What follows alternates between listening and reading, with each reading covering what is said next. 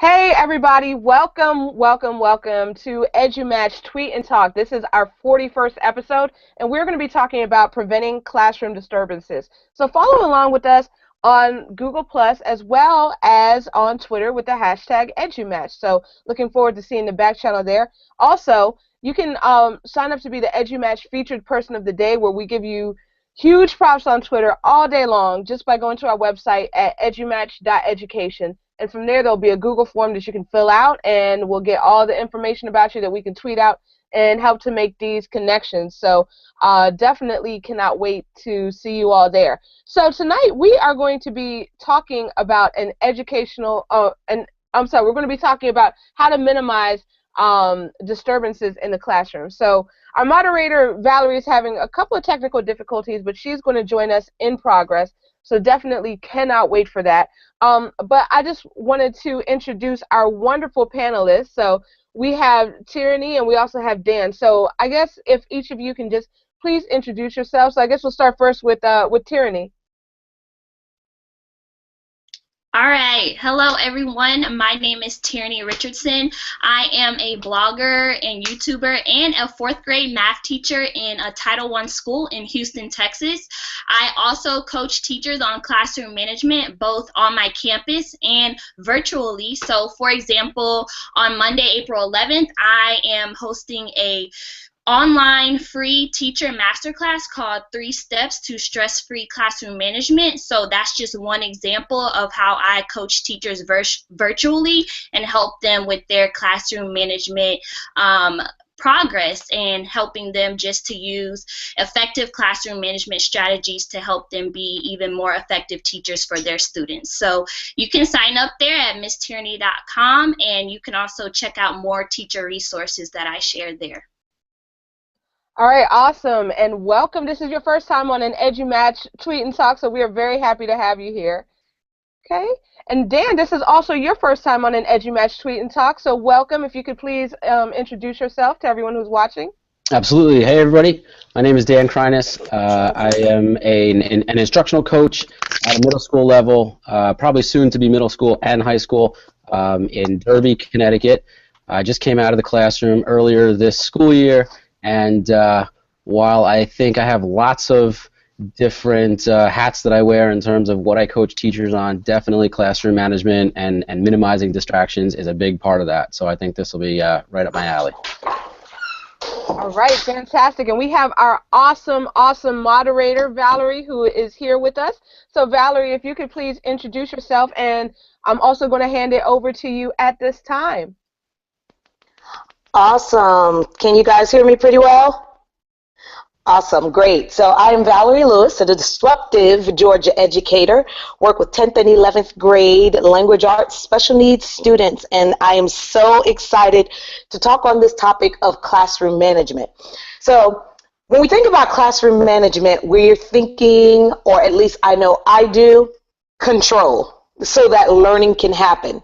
So in this conversation today, we're going to take a look at how we may manage our classrooms and what that means to you, and why is that necessary.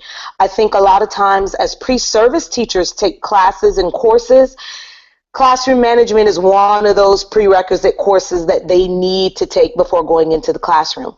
So my first question to the panelists, and since we don't have a full house today, that really allows us an opportunity to get into some good conversation.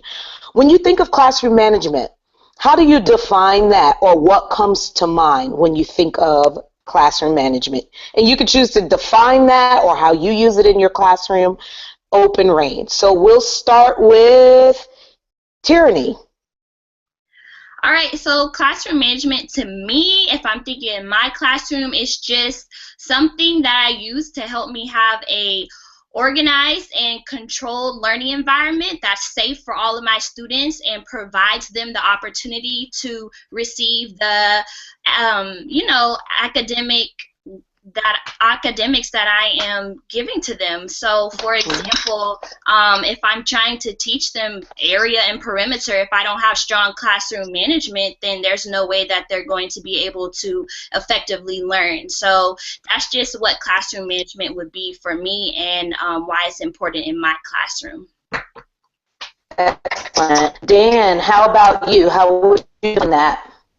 I definitely agree. I think that the biggest part about classroom management is everything that goes into making the atmosphere and the environment in the classroom conducive to a very productive and very effective teaching and learning process. I think routines and policies and all that stuff play a big part in it, but definitely student engagement is huge. So just anything that keeps that atmosphere conducive to the teaching and learning process, and avoiding the distractions, which is exactly what we're talking about. Exactly, and I think the two of you hit it right on the head in terms of talking about even classroom environment. So I think a lot of times when people think about the classroom and management, they're always thinking about what comes from the teacher point of view. But ultimately, the end product is to be able to engage the students. But simple things like classroom furniture, how it's set up, those things actually do impact you being able to manage your classroom as well. So I think on a holistic point of view, we need to look at all factors, as Dan mentioned, that can be a distraction to students. And so what I want to do is go ahead and move us into our first question here. So when is it okay, if ever, to use sarcasm or yelling in the classroom? And any one of you can pipe in on that. So I think that, well, this is a great question, first of all. I've always ever worked at a middle school level. And I think it's a really important. Step one is to really know your students well, because I think that there is an okay time and a place for the sarcasm, and I think it's okay to raise your voice from time to time, as long as you're not really singling anyone out. I think if you use it as a tool to maybe get the whole class back on page, I think the term yelling and raising your voice sometimes may be a little bit different, at least in my opinion. I think sarcasm is okay, but it's only okay if you're using it with students who aren't gonna, I guess, they don't know how to handle it. I've had classes where they've been great at handling it, and we can joke back and forth, and I can dish it out, and they can take it, and vice versa. And I've had classes who, even if I start the smallest little bit, they get too carried away, and then the environment just breaks down completely. Absolutely. Tierraney, how about you?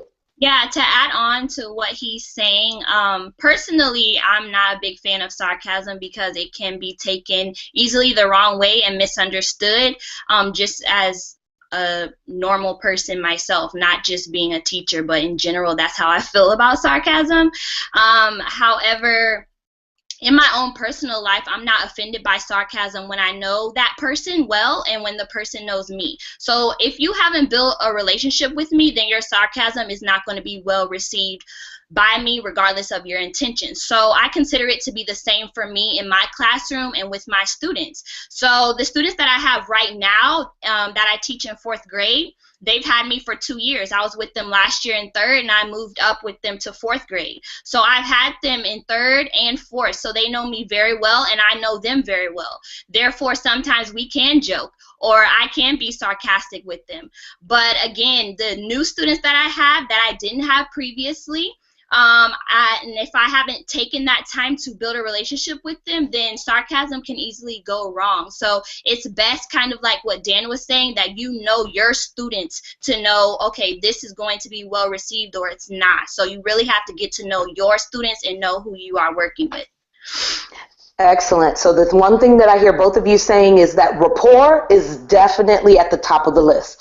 Without rapport, the misconception or the miscommunication definitely becomes at a higher level. So whereas Dan mentioned, and Dan, if you would tell me again, what grade level do you work with? Yeah, I'm right now I'm middle school 6 through 8. In terms of my classroom teaching, mostly throughout my career I've been in the 8th grade, but I've basically taught all middle levels. Gotcha. And definitely, I think when we talk about those middle grades as well as high schoolers, I think teachers in that area sometimes may tend to use sarcasm a little bit more because we enter it with the idea, you guys are older and you should know better by now. And then so sometimes you'll see it come off, but I agree with both of you. You have to know your students and you have to know them well enough that they will not perceive it as you humiliating them.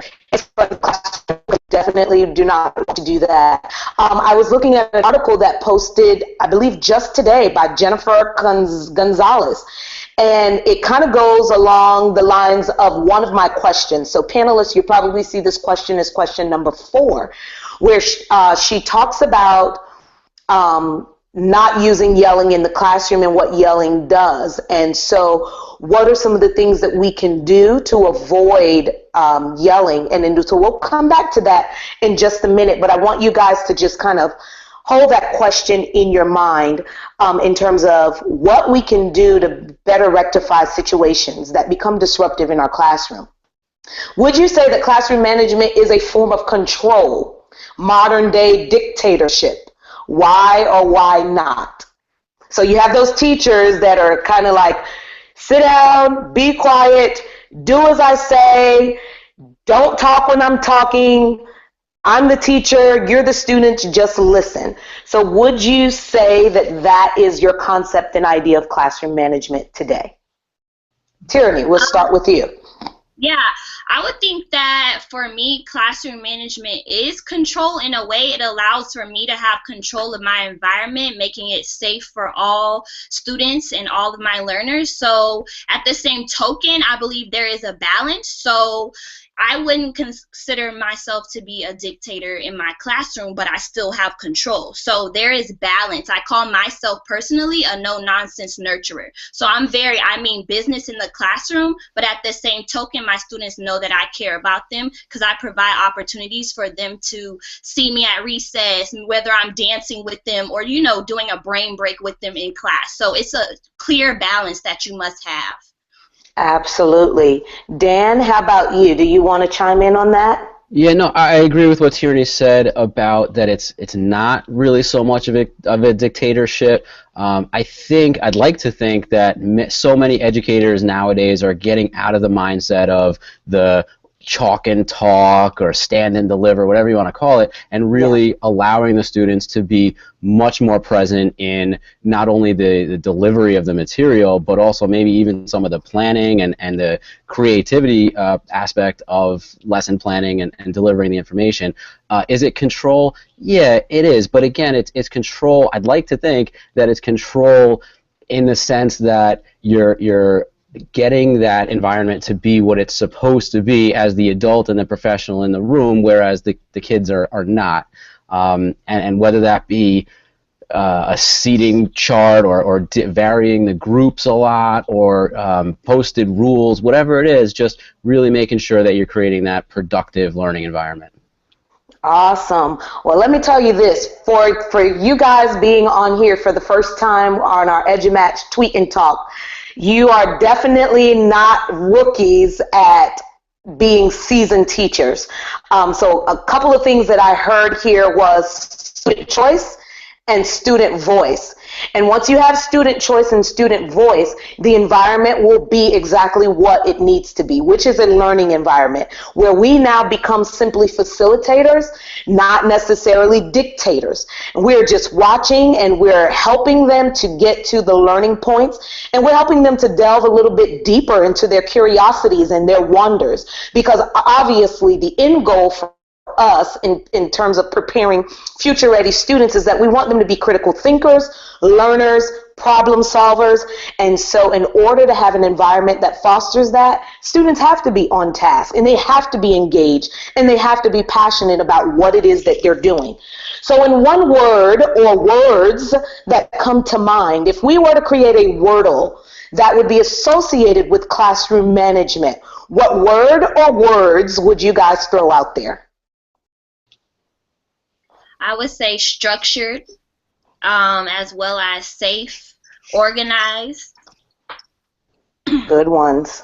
Good ones. How about you, Dan? One word is hard. I'm going to throw out 3 words if I can, and this goes back to advice that I got in my first, I don't know, month as a teacher from a coach that I had. He used to say, avoid the void. You know, like transitions and just any kind of downtime that would give the students an opportunity to just, you know, lose sight of what the real focus was in the classroom. Awesome. Those are great words. Avoid the void. And I know a lot of times our building admins will tell us we want bell-to-bell instruction, bell-to-bell instruction. And so if you are planning properly as an educator, you can kind of feel that, whether you're in a 45-minute segment or whether if you're in a school that is on a block schedule that goes for 90 minutes. And I've heard teachers panic, oh my God, what am I going to do with kids for 90 minutes? I don't know what I'm going to do with them. Well, I mean, if anything, I think you should be rejoicing about the fact that you have more time to engage with students to get some, you know, project-based learning or problem-based learning activities going. So there are ways, as Dan mentioned, to avoid the void. And so our last question before we get into a little bit of scenario and role playing here is, what are some of the best classroom management tips that you can offer? Whether that's to novice pre-service teachers, first-year teachers, or even some seasoned teachers that just can't seem to get it together. What would you offer as suggestions and tips? And Dan, we could start with you this time, and then we'll pop back over to Tierraney. So I think I threw out there just a couple little ones. Avoid the void, really get to know your students. The other thing I would say, and this goes back to an article or a blog post that I read not too long ago that really struck a chord with me, is to try and utilize the students, but try and go after those students who are the real leaders of the classroom, and that the leaders aren't necessarily the students who you might go to right away, that they're your top students, they're the brightest students, they're the leader, the real leaders.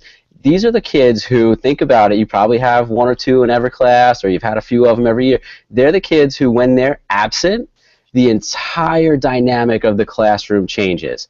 Yeah.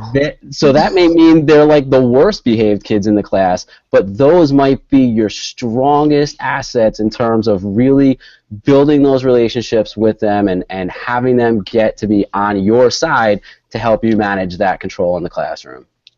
Awesome, Dan. So Dan says find those kids that try to run the show and use them at stage front in a positive way to really get the show on the road. Awesome. Tierraney, how about you? What are your tips?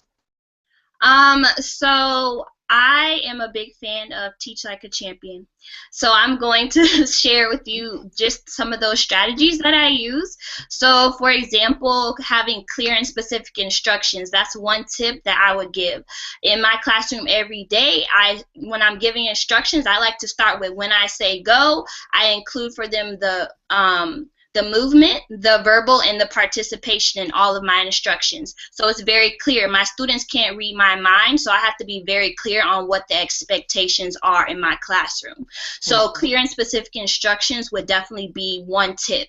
In addition to that, I use something called positive narration, or others call it behavior narration. So once I give clear and specific instructions, I like to point out the students who are meeting the expectation. Instead of going towards the one student who is off task and looking out the window, I'm going to point out, I see Sarah is silently walking to her seat. And I will point out the students who are meeting my expectations. And in addition to that, I like to have strong procedures and routines from day one in my classroom. That is what allows for me to have excellent classroom management, because again, my students don't they cannot read my mind, so I have to be very clear on what it means to line up. What does that look like exactly? And we practice it over and over. So with those things, in addition, proximity, I see a lot of teachers, they give instructions and then they just stand in one spot, or they sit down at their small group table. And that allows for Johnny or Sarah or whoever to be off task, that you're sitting down. No, you have to use proximity. So once you've given instructions, you walk around and you use proximity to make students, you know, remain on task. And in addition, with all of that, just be consistent. That's my number one thing. Be consistent.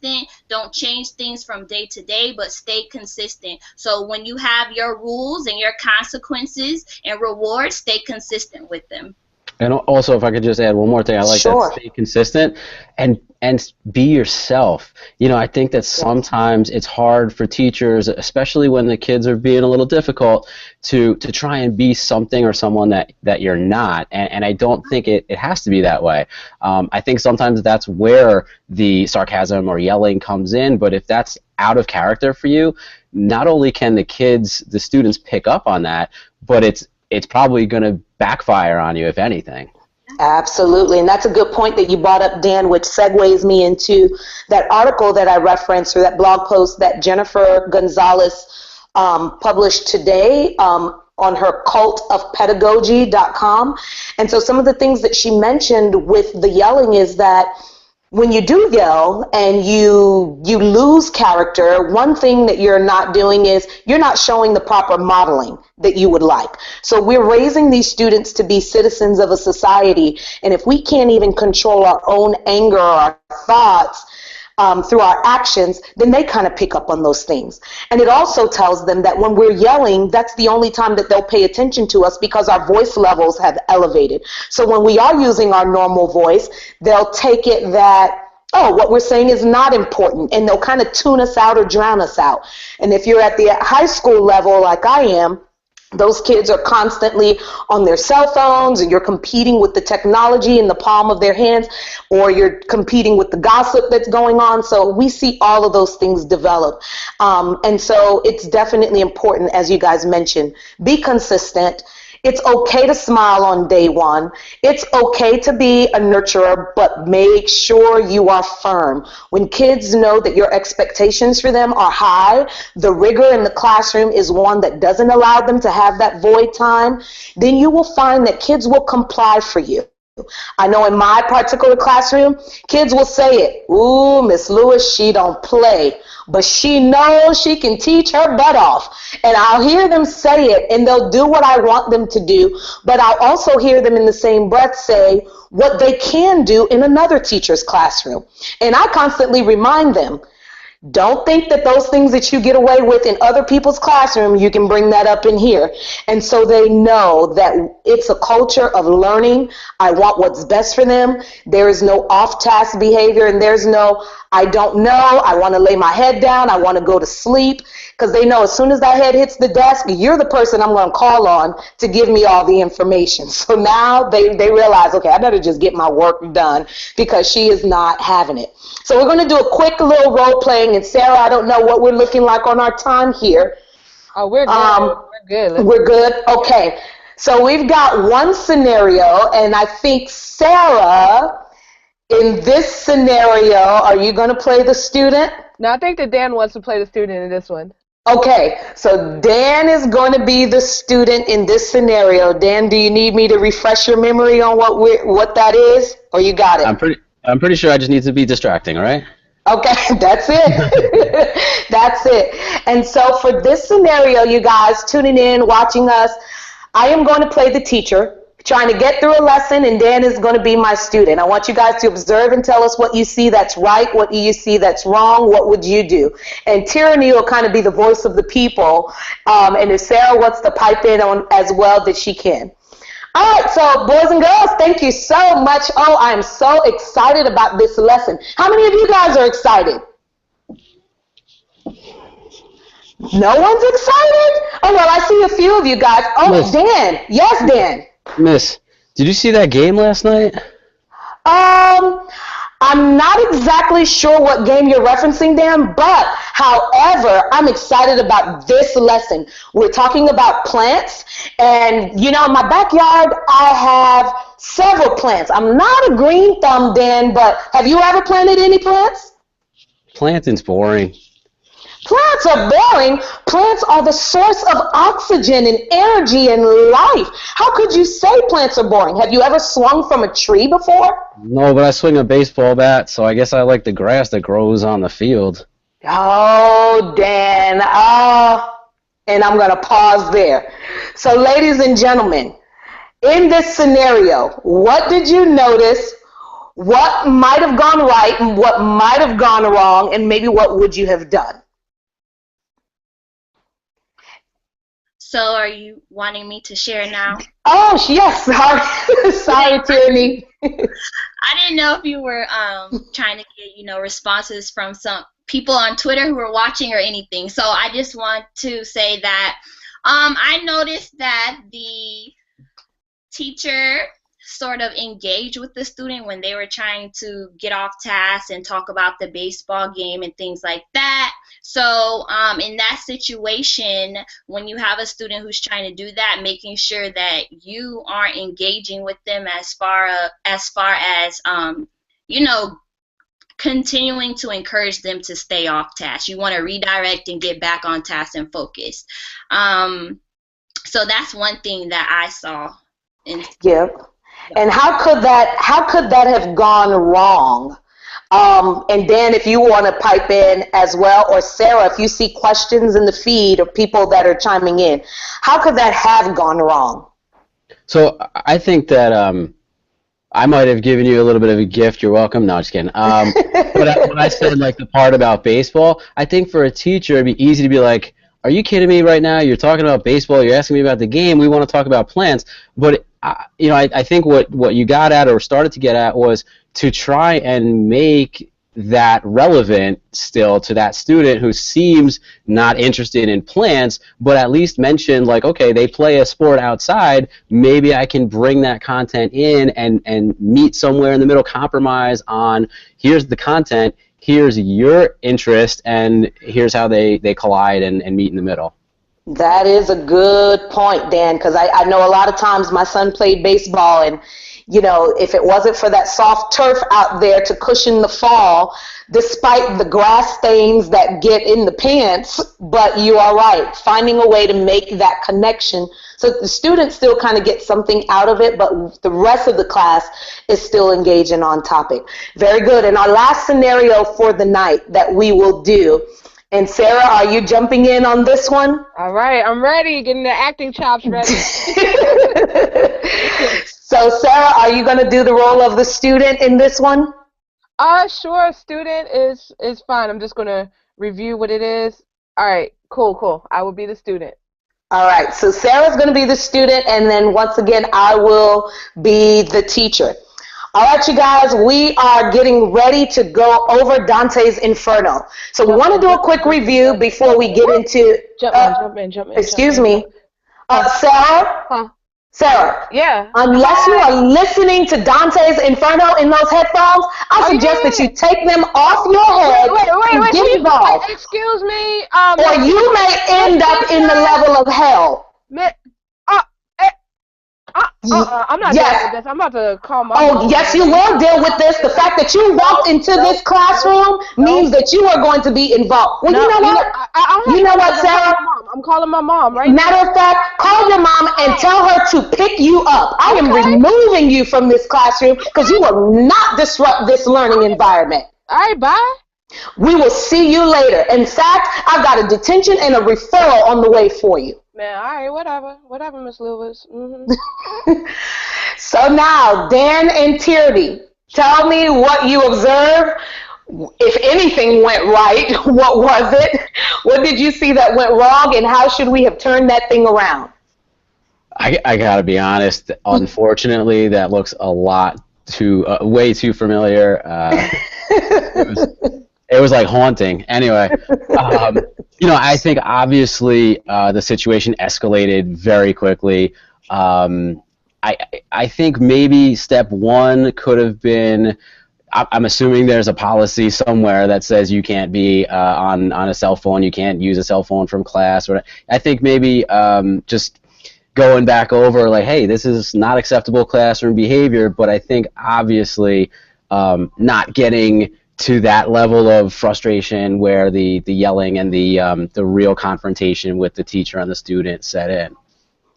Absolutely. And Tierraney, what do you think?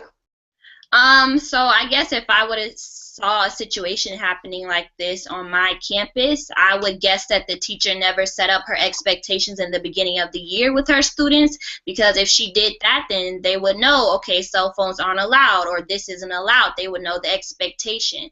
So, I mean, even if they do know the expectation, sometimes students still choose to make decisions that aren't meeting the expectation. So with that said, a consequence should then be issued, but at the same token, just in the other scenario, if that is happening in your classroom, you want to make sure that you're not yelling and also that you're not engaging with that student. You could ask them to step outside for a moment and then calmly speak with them, or tap on their desk, tell them put their cell phone away. It doesn't have to be a big situation. I like to keep small problems a small problem. So you just have to look at it from that perspective. Absolutely. So case in point is teachers. We have to kind of learn to, one, choose our battles. The immediate thought that comes to mind, we have to almost reflect on what that is, and if possible, go ahead and change that viewpoint. So that way it doesn't go from 0 to 60 real fast, as Dan mentioned. It doesn't become a situation that's escalated, because what I could almost imagine, especially at the middle school and high school level, and even now at the elementary level, the rest of the class is probably chiming in and ooh, and then you've not just lost the one student, but the whole class at the same time. So classroom management, ladies and gentlemen, as we discussed here today, is definitely key. You cannot get to learning. You cannot get to the goals and those aligning those standards and those benchmarks and things that are expected of us if we cannot get the class together. And it doesn't necessarily mean that we need to run a dictatorship, but we do need to set clear expectations. We need to establish a rapport with our students. We need to make sure that our students feel comfortable in knowing that we are trying to be nurturing. We are caring about what it is that they're engaged in, giving them voice, giving them choice, so that way they feel like they have an active role and they're not just showing up to our dog and pony show each and every day, but that they are also part of this as well. So thank you so much, Dan and Tierraney, for joining us today on Classroom Management. You guys rock, and I hope that you will become regular panelists on our EduMatch Tweet and Talk, and I am going to shoot it back over to Sarah. All right, wanted to thank you all so much. Like that was amazing. Just such great food for thought. Thank you to everyone on panel, to Tierraney, to Dan. Thank you to our awesome moderator Valerie. Thank you to everybody in Q&A. I'm sorry, I looked up and I saw that it was full. So we do appreciate your questions, and sorry we didn't get to them this week. Next week I'll be more mindful of the questions coming through in the Q&A. But fantastic conversation on Twitter as well. So definitely just wanted to remind you all that the transcript of the chat will be available in just a couple of minutes, thanks to Participate Learning. So that is a great platform to participate in Twitter chats. And this episode will be available as an iTunes podcast in the coming weeks. So definitely check that out. Come back next week. We're going to have Valerie return to moderate an Educational Disturbance Part 2. So if you remember, in Part 1, we had some great conversation about things going on in different areas of the country. Next week, we are going to be talking about more educational disturbances, so check that out. Anyone can be a panelist, so just leave a comment on a Google Hangout page. For next week, it is bit.ly/tweettalk42, so tweettalk42. And if you want to subscribe to our podcast, just check out bit.ly/edumatchpodcast. So again, everyone have a fantastic night, and we will check you out next week. Bye. Bye.